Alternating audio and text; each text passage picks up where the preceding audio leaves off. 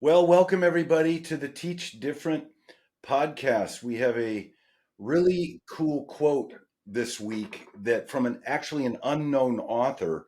So we're going to get a piece of timeless wisdom that no one can even attribute to any one person, which probably means that it's been adopted and kind of accepted by many, many people. And once you hear it, it's going to be a really, really thought-provoking quote. And you know the routine, right? We're going to take this quote. We are going to talk about what the quote means. We're going to figure out what the claim the quote is making is, and we're also going to come up with a counterclaim to the quote. This is how the Teach Different method works. I'm here with my brother Dan. We're going to also do an essential question, come up with a couple kind of inquisitive, curious senses of what this quote really means and how we could actually apply it to our real life. So, with that, let's just launch right in here. We don't have a bio on the author again because it's an unknown author, but here's the quote: Acceptance is the key to peace. Acceptance is the key to peace. Dan, what do you think about this one? What's it mean? I like this. Acceptance is the key to peace. My social science brain goes to a historical event, actually, Neville Chamberlain in World War II, where there was his visit to Munich to meet with Hitler to try to appease Hitler and to convince Hitler to stop aggression in Europe. And the policy became that of appeasement. The idea being that you appease someone by accepting their demands with the hope that they will cease their demands and that will ultimately lead to peace. Now, that did not work out very well for England and for Europe. I just went right to history there. So I guess that, with the claim there, it seems like the idea is if you give somebody what they want, if you accept what they're asking of you, then that is going to lead to a peaceful situation and they won't ask for more. That would be my claim, playing Yeah, on so that. you took a personal relationship angle on that, how people interact. And going with your idea, if you think of bullies and you think of accepting a bully, meaning, you're acquiescing to their demands or you're kind of cowering, hoping that it's going to keep you safe. Unfortunately, like as in the case with your historical example, that doesn't work out always. Accepting and being kind of meek is not the key to getting rid of conflict. I actually took a different tact on this. When I immediately saw it, I wasn't thinking of people accepting and acquiescing to other people and their demands. I was thinking of things like these events outside of your control, like maybe a death in your family, or maybe you ran into some financial hardships and some things happened that really weren't your fault. And you know how we get with this. We get so frustrated that we want to control everything, and it creates this terrible mood and anxiety when things are not happening the way we want them to happen. But the only way to get our peace back and get our mojo back when bad things happen to us, or one of the ways, is to kind of accept it. This is a little stoic. You know you can't change it. Just accept it, go with it, and concentrate on something else. Yeah. So you're talking about a peace of mind was how you read peace. And Yeah. I read it more as, peace in terms of, between nations, which, okay, we got to stop here just for a quick pause. And for the audience, therein lies the beauty of this method. This quote is applicable on both an individual level, the way you use it, Steve, and how you deal with life's hardships and struggles. And it can also be brought into historical setting and applied there, which is the beauty of these philosophical quotations. I think both of those reads on the claim make a lot of sense. I thought of another one, acceptance of other people, going to the idea of people and the dynamics of human relationships. When you're around a bunch of people that maybe don't look like you or are different than you are, there's a tendency, I think it's natural, to feel a little threatened by that and a little less comfortable than you would if you were around someone that you were more familiar with.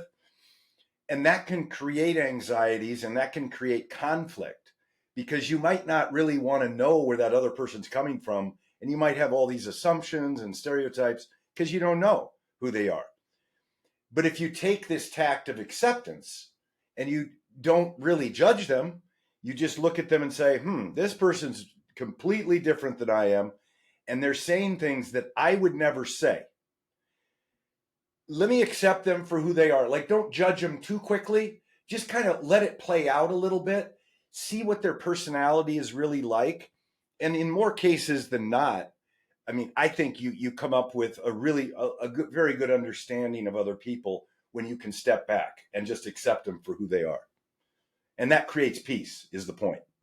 Yeah, when you're not trying to change and control people, generally speaking, you're going to live a happier life. Or judge them. Otherwise, you're going to stand in disappointment because they're not going to ever meet your expectations. Yeah. And that's a recipe for discontent and unhappiness, in my opinion. Yeah. Well, do the counterclaim. You kind of flirted with it at the beginning. Yeah, I mean, the Yes. counterclaim is There you go. sometimes Acceptance is the key to peace. What's the counter? fighting is the key to peace. Confronting is the key to peace. Challenging is the key to peace. If you want to, you got to get out ahead of of problems sometimes so that it does not lead to worse problems. So it might be inconvenient and filled with struggle at the front end when you fight and confront, but ultimately it's going to lead to peace because you show your enemy or your nemesis that you're not going to be pushed around. Yeah, that's back to the bully example. You stand up to a bully. That's the only way to get them to leave and find peace. That's what some people believe. That's What a about pretty good your angle? counterclaim. What about your personal angle on the counterclaim? Sometimes when you accept reality and all these terrible things that are happening or these things that are not happening the way you want to, you end up becoming resigned. Like you're so accepting of everything, you give up on your own goals. You stop trying for things because you're happy go lucky now. You're just letting everything happen. Same thing with kind of accepting other people and people who are different than you are that may do things that you disagree with, that maybe their morals are different than yours. That takes a lot of energy to keep doing that. And sometimes it waters down, in a way, who you are and some of your convictions. So there's my counterclaim to my own belief. Yeah, if you're hanging out with friends that are doing bad things and you just roll over and say, well, I accept everything you're doing. I'm not going to suggest that what you're doing should be changed. I'm just going to go along with it. Well, you're going to be brought down into their immoral behavior as well. You might think it's peace because you're not going against peer pressure, but You're compromising your own beliefs. You're getting a lot of peace, but you're also losing your moral sense of self-worth in the process. yeah, there you go. There you And go. that's negative. Think of Audre Lorde, our one of our favorite quotes. Your silence will not protect you. That's really a counterclaim to this, right? It's basically saying if you are meek and you don't stand up, you're gonna get in trouble. You're not going to get out of trouble, I should say. You're not going to get peace.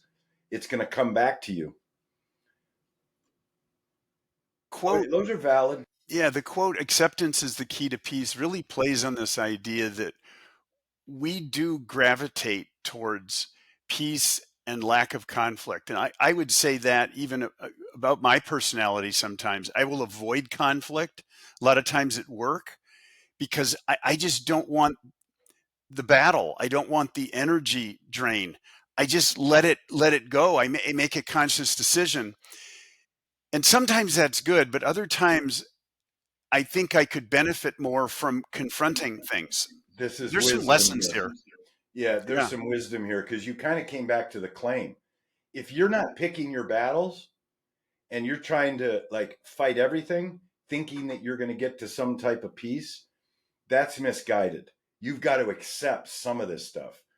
But go with that because you were starting in on an essential question, really. How do you know what battles to fight? How do you know when to accept and when to fight? How do you know when to confront and when to yield in situations with people? How does a country, again, you can extrapolate this higher. When does a country benefit most from acceptance versus confrontation? Yeah, that's a really good one, actually, like the foreign policy Yeah. of a country. So, this would be a good quote, maybe, to use if you're trying to teach things like foreign policy and decisions that our government has made, maybe wars that we've gotten into. Throw this quote up and, just get everybody thinking about, was it worth it? Was the battle worth it? Are we better off because we didn't just accept things the way we were proactive and we changed things. I can also see this being linked to civil rights figures. Anyone, women's rights, anyone who's stood up and said, I'm not going to accept because I am interested in just peace and contentment. I'm going to fight and I'm going to inconvenience myself for a greater goal in the future. This could start so many interesting, a novel in English, Yeah, historical event. even like Malcolm X, Martin Luther King, the different ways they looked at fighting against injustice. It's not an easy one. It's not an easy notion to know exactly what to do in every single case. But I think that asking that question, which battles are worth fighting, that's the key, the essential question to me. Because the minute you know that, then you're going to have a lot of energy for the battles you choose. And you're not going to be all frayed out because you're always trying to fight all these battles. Because I don't think that's a recipe for success. Yeah. And we've used a lot of examples in the classroom setting on this little episode here. But I'm thinking, Steve, of the community conversations that we're starting to have, where we have people in an intergenerational setting considering these quotes. Wouldn't it be interesting to hear older people and younger people both answer that essential question Oh, yeah. in a setting? What battles are worth fighting? I'd love to hear what an 80-year-old would say with that, the wisdom that would come from something like that, as opposed to when you're young, you have a different sense of what's important Yeah. and prioritizing it. Just thinking about it from the youth's perspective, though, a quote like, acceptance is the key to peace. I can definitely see some youth saying, oh, I know what that one means. You do what your parents are asking you to do, because if you don't, you, you're not going to get peace. You're going to have an issue.